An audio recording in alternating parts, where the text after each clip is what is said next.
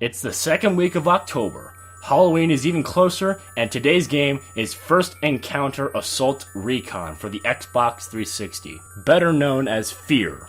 Originally released in 2005 for Windows, it was eventually ported to the Xbox 360 and PlayStation 3 by Day One Studios. But the original developer of the game was Monolith Productions. The manual inside this box does give you some pretty decent information on weapons and enemies though. The one thing I do like about it is that it was still at a time where instruction manuals were still in games. Nowadays, it's either in-game tutorials or you'll just have to find something on the internet. While it's not the most interesting manual to look at, it's still nice to see these things.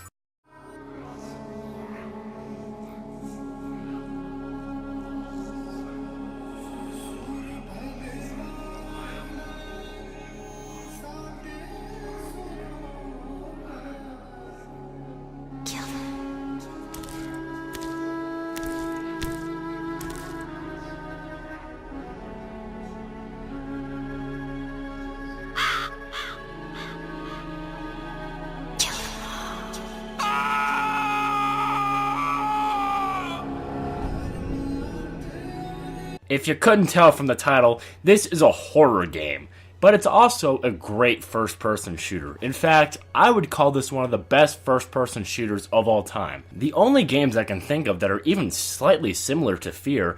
are Doom 3 and BioShock. As the game begins, we see Paxton Fettel, the main villain of the game, taking control of a battalion of clone super soldiers. Now, he's not just ordering them around, he has a telepathic connection with them, which I think is very cool, and for some reason always makes me think of Star Wars with the clones and everything. Little more backstory before we go into gameplay. You are a part of the F.E.A.R. team, which obviously stands for First Encounter Assault Recon. Basically what you do is that you go check out these supernatural incidents. You're obviously a special trained soldier to deal with these situations. So basically, you're kind of the first guys to go into this operation because of just how weird it is. Now, one thing that I don't really care about the game is that you take control of a silent, nameless protagonist. At the time, this was still pretty cool, but nowadays, you don't really see that anymore, and for good reason. It doesn't make for very interesting storytelling, because you can't relate to your character at all. And since we're on the topic of story, it seems pretty safe to say right now that the story is not all that great. It's not the worst story, but it's just kind of meh. I can tell you right now that you will not care about any of the characters in this game when you first see them. They're very forgettable, one-dimensional, and are not interesting. It's not all bad, but most of it is pretty forgettable. But honestly, you're not going to be playing this game for the story, because the combat is so awesome. I'll talk about the combat in a second, but I want to talk about the very first level of the game. This first level is easily one of the best levels in the entire game. Not only does it set the tone, but you just feel immersed when you get into this level. There's not a whole lot going on. You're basically just walking around and hitting boards and just exploring the level. The most climactic thing that happens is when you get hit in the face by Paxton Fettel, and that's it.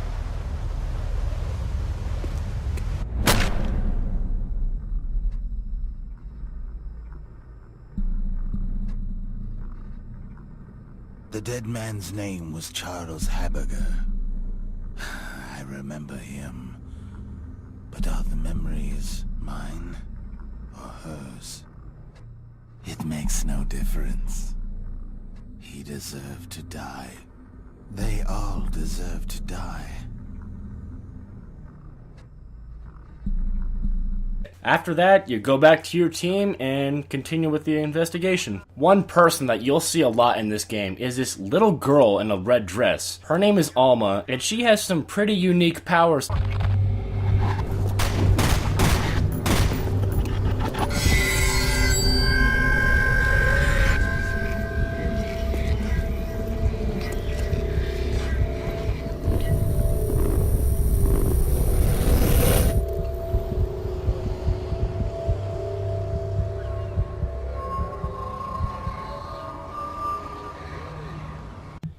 I will say, it is pretty unsettling that a child is able to do this. And when you see her a lot throughout the game, you kind of get this unknown feeling of, well, what is she? I mentioned before that the combat in F.E.A.R. is some of the best combat in any first-person shooter game, and it's not hard to see why. First of all, the AI is incredibly smart. These guys will flank you, they will regroup with each other, and they will also get more aggressive as the game goes along. In a lot of shooters, the AI will just pretty much run into your bullets.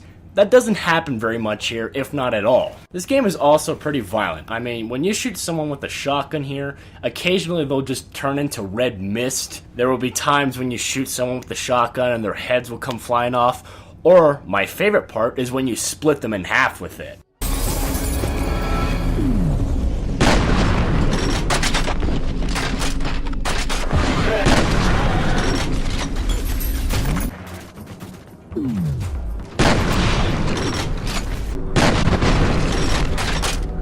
The physics in F.E.A.R are also really good. One of my favorite things about F.E.A.R is that when you shoot a wall with a gun, it just leaves this massive hole in the wall.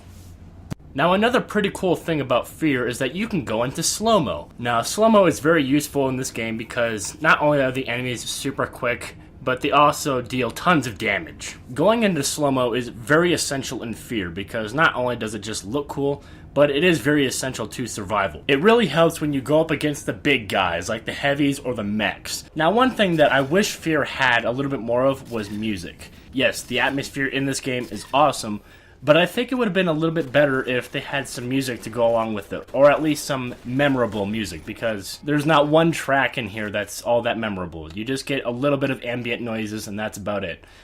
But at the same time, that ambient noise does help quite a bit. Now it's time to talk about the enemies of F.E.A.R. And honestly, there's not a whole lot to say about them. Most of the enemies aren't that interesting, but when you get later into the game, that's where it starts to get a little more interesting with like supernatural creatures and all of that stuff. They don't do anything groundbreaking, but they get the job done well. And that's really all that needs to be said about F.E.A.R. I really suggest, if you like games like Doom 3, and Dead Space, you should really pick up F.E.A.R. This was a great first-person shooter, and you can get it for like pennies now because nobody wants it. So thank you guys for watching, and I will see you in another video.